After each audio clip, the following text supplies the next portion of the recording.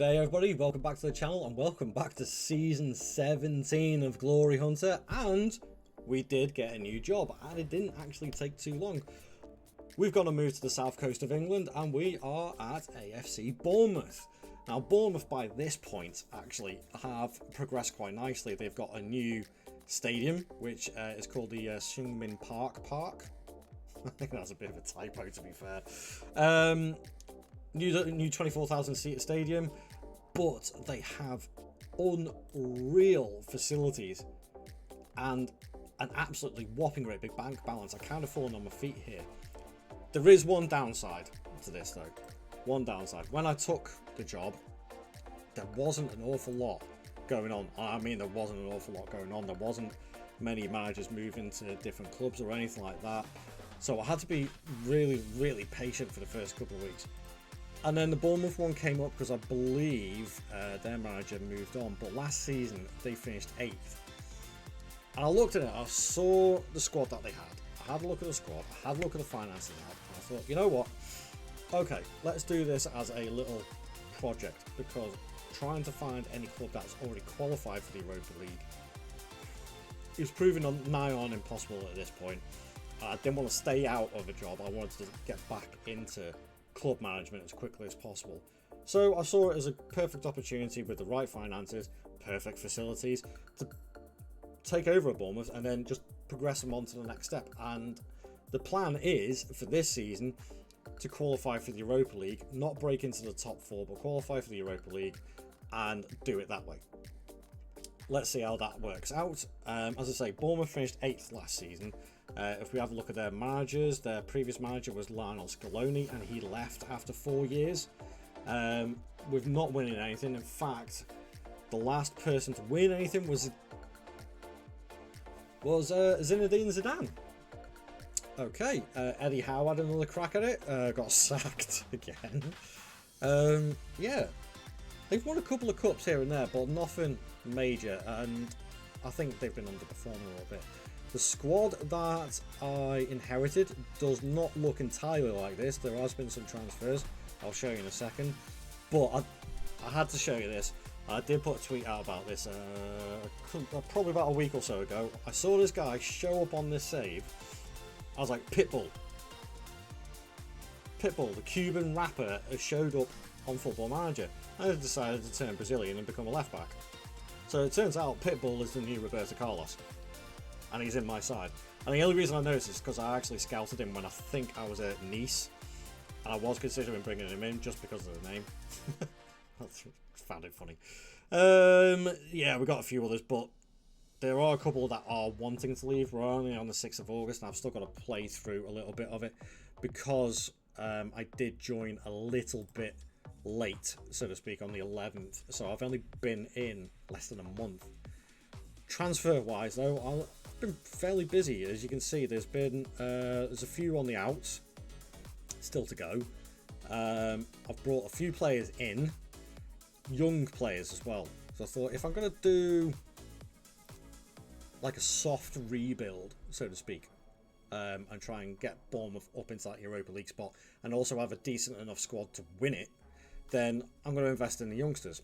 So I brought Owen Harvey was not one of mine, but I brought in Bernard Garezgia. Not sure on that. Again, Azad Agmar producing the young Dutch goalkeepers, and he's a really good backup. I'm very happy with that. Torben Fredriksson brought in from Copenhagen, box-to-box midfielder. I'll show you for why in a second. Just a little bit of hint of what's happening with the tactics. So yeah, I brought him in as a youngster. He may go out on loan just to get some game time, because again, we've only got Carabao, FA Cup and Premier League to play for this season, so no European football, so not a necessity to have a huge squad.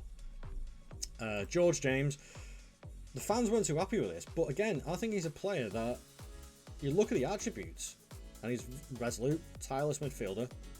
I think he's actually quite a decent player. But the board and the fans weren't too happy with me signing him, but there you go, it's one of those things. And then this one, oh my word, Patern and Singy from Bruges. How about this? How do you like them apples? Look at this guy as a deep line forward. Finishing, first touch, free kick, heading, penalty taking and technique, decisions, determination, flair, and off the ball, all above 16. Incredible player for the age of 21, and I brought him in for 26 million. It was a no-brainer for me, absolute no-brainer. Sales wise, I did obviously let a few go because I wanted to raise a few more funds. So going from let's have a look, see. I think yes, from here. So Josu Urbane was our previous reserve keeper. Saudi Arabia became bidden, so he's gone. Vautier has gone as well. Chipero, he's gone for 9.5 million. Filippo Mane, who is now 34, 35, he's gone to Genoa, retirement. Carlos Capozzi, who was actually a former player of mine at Nice, before he got bought by Bournemouth, ironically. And I ended up selling him. I just don't rate him on here. Muramir Savic has gone to Frozogne, and that is it on that side of things. That's the transfers. Financially, though, it says we've got 16 million in the budget, but my wage budget, if you have a look at the budget adjustment, I take that down. All of a sudden, I've still got a reasonably decent wage budget and a massive amount to spend. But I've got a funny feeling that I'll say I've still got to play out a few weeks of this yet to get all my transfers and everything done. But I'll show you guys at the end of the season once I've simulated it. Tactically wise, though, this is what I've done. And I've gone to a 4-3-3, technically speaking, with a pressing forward, false 9, which I'm probably going to change to the deep line forward and keep it out there. A little bit of tweaking here and there. I want to see how this gets on. Will it work? I don't know. Annoyingly, I did actually want to bring either Pablo Sanz or Virgil van Dijk as my assistant manager back with me, but both of them had already taken jobs. So I brought in a new assistant manager, my third one that I've used on this save, Ivan Marcano, who's a former manager of Zaragoza and assistant manager of Las Palmas. Really good stats. I think he can handle it for us.